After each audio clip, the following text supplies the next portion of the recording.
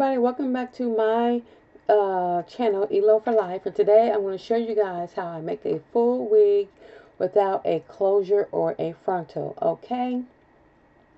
Yes, so I'm actually going to use 3 bundles of kinky curly hair. I'm showing you 2 bundles here, but these are 2 14-inch bundles, and I also used a 16-inch bundle. These are full bundles, and if you're looking for nice kinky curly hair, you can go to ilovewigs.com. That's ILUVWIGS.com. So what I'm going to show you next is I had already double stitched my wefts on a sewing machine. You can see how I do this in one of my previous videos on how I make a wig on a sewing machine. So if you're interested in learning how to double stitch your wefts on a sewing machine, go to that video. I'll provide a link below or provide a link at the end of this video. But my double stitch game is on lock. I have gotten so much better at double stitching wefts together, y'all. And I absolutely love it because it is so much easier. It's easier and it's a lot faster when it comes to sewing your wigs down, either by sewing machine or by hand. So in this video, I'm not going to do it on a sewing machine. I am doing this by hand. But here in this clip, I am actually just prepping my wig for prepping my wig on where I want to lay my tracks. So I am a 22-inch circumference, so I have a 22-inch wig block. The V part of this mesh dome cap is centered to the back by utilizing the lines that are in the back. So it's the center line, and then I'm making sure that my cap is lined up, centered in the front. So if you don't know what those 3 lines are, that's what that means. The center line means that's supposed to be in the middle of your forehead, and the 2 lines on the left and the right is on where your outer eyes are, the outer part of your eyes.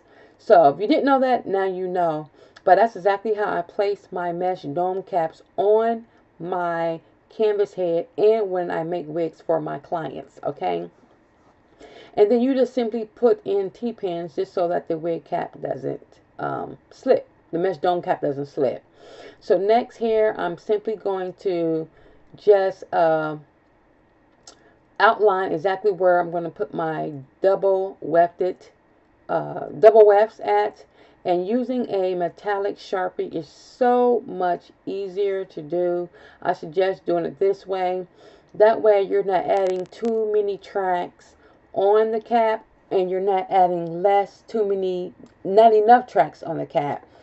So to each his own. I am a type of person who likes medium type of, not super high density hair, but somewhere around 180% of hair, maybe 200% of hair.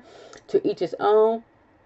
If you want less hair on your wig, then I would suggest that you don't double weft every single wefts. But for the purpose of this video, and because I'm not using a closure or a frontal, I am going to double weft everything. And I think I had about 13 lines, 13, 14 lines in total. And this just makes the process so much easier and so much faster. And this is exactly what I do when I'm making caps for my client. And as you can see, I have 1, 2, 3, I think it was 4 or 5 lines. It went so fast. 5 lines in the front. And that's exactly where I'm going to place my wefts on top. And in this, you want to have a bunch of needles and have them threaded already, y'all. It don't take that long to thread a bunch of needles. I probably have about 22 needles in all, and it makes the process so much faster because you're not stopping and threading. All you do is grab a needle and keep going, and that's what I like to do. I like to streamline my process.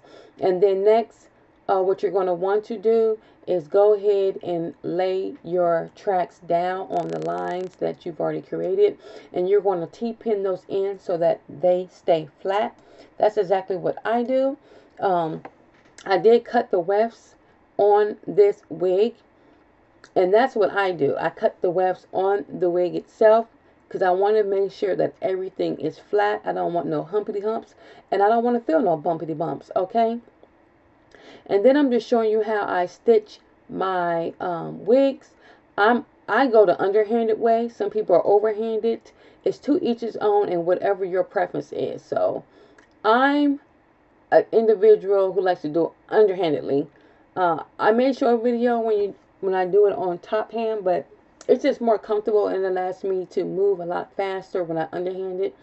And I like to stitch my I like to stitch everything close together. I don't like to leave any gaps. I don't like to leave any gaps in between the wefts, not large gaps. And you don't want to do that. One, because that's ugly and not professional. And then two, when you place the wig on your head and you have parts and gaps of your track that has not been tightened to the cap, you can feel that. You can feel that when you comb, rubbing your hand through it, and I just don't like that. That's just, to me, that's just not professional. So if you ever do get a wig made by a professional, make sure that make sure they do it right. Okay, that's the whole point. Make sure it's done right. You do it right, and make sure the person who's doing your wig does it right. I simply just strive for excellence on all my wigs, and I want my customers to be happy. If you do want a wig made, I do provide that service on my website at ilovewigs.com. I start off at $75 for closures on up. So you have to check out my website to see all the details for that. But in this particular clip, I just showed you how close I stitch my how close I'm stitching my tracks, not the tracks, but the how close I'm sewing them together. And I'm about halfway through here, and I'm not going to show you all the way of sewing on a wig because it's pretty much plain and simple, follow the lines. And now I've gotten here to the top, and I'm strictly going to go across. These up here look a little bit more wider and gaps, so I did add an extra gap track in between because I don't like large gaps at the top. Who does? And in this clip right here, I am fully done with my wig. It is very full. It is light. It is fluffy. It is not heavy at all. I absolutely love it. Okay. Like I said, I've used the 16-inch on the bottom, and then I used the 14 inches on top. So I did do 3 bundles, but the 14 inches went on top because I wanted more of a kind of like layered look and not a one length look. I wanted the bottom to fall longer than the top. And I absolutely love these curls. These curls is more like a I'm going to say more like a 3C, 4A type of curls. This is not an afro coily hair. So if you're looking for that, that's not what this is. This is kinky hair. And maybe I'll do a video on the difference between afro coily hair and kinky hair. But this is the texture that I was actually looking for. And this is what we do offer on our website. And when you wet it, everything just pops, okay? Everything pops. All the curls pop. And they're tight curls. And I get so many compliments. So, in this clip right here, I'm just going to show you how the wig looks. It looks like it's a lot of hair. And it's hair. It's a lot of hair. I would say it's probably somewhere around 180% density of hair. But that's what I like. And I was explaining this whole thing in these clips, last little clips, but I wanted to shorten the video because I know our attention spans are not that long, okay? But the inside stitching is impeccable, which I absolutely love. And then next you'll see basically how I just braided down my hair. Easy for me. You're probably wondering why I have those two things at the top, but I just did that intentionally. So 3 braids on each side. I just have 4 braids in the back, and I put those at the top because I did it for a number of reasons. One, if I wanted to wear a full wig, I can cover it up mostly, but if I also want to wear this as a half wig, I can do that as well. And what I love about this, doing it this way, is that I can wear this as a full wig and a half wig. Okay, so if you all have seen my previous video where I made a half wig, I actually cut the cap across. I measured where I wanted the half wig to go. But in this situation, you don't have to cut the cap at all. And this is what gives it a very snug fit on your head. So I think going forward, making If I wanted to wear it in a half wig style, I can. If I wanted to wear it more in a full wig style and taking some of my hair out in the front and just blending it in, I can do that as well. But for the purpose of this wig, I can go both ways. And so I left the two, I did my hair at the top that way for a reason. I was going to put two jewelry, pieces of those braid, gold and silver, either gold or silver jewelry things that you put on braids. I was going to put that where those two rubber bands parts meets. And then right here, if you want to cover up that track, all you got to do is take a piece of hair and a open hairpin and just tack that down and cover that track up, and that's it, y'all. You don't have to do anything else, and you can get up and go, and your hair still will look gorgeous. You hear me?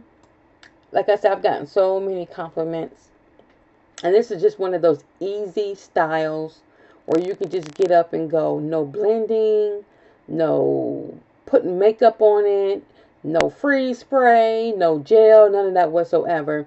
And in this part right here, this is where I like to create these little crochet headbands. And I've created several of these. So I've taken twisted hair, crochet hair, and made this headband. And if you want to see how that's done, I will also leave that at the end of this video. And I will also leave a link below. But I love making these crocheted headbands because it just gives your hairstyle a little bit more pizzazz. And you can put some of those braided jewelry things on top as well, just to give it a little more jazz. So that's just another option. So you wear a full wig, half wig, you can take, like I said before, you can take some of the hair from the hair, cover the track, or you can make your own little braided or twisted headband. It only takes about 15 minutes to make these bands. They're very easy to make. And when I used to go to the store to find me a band, I could never find what I wanted, so I decided to make my own. So if you're interested in that, go ahead and check out that video. But once again, thank you all for coming by, checking out my video. If you want more videos like this, you have any questions whatsoever, go ahead and subscribe and leave a comment below, okay? And I will see you all in my next video.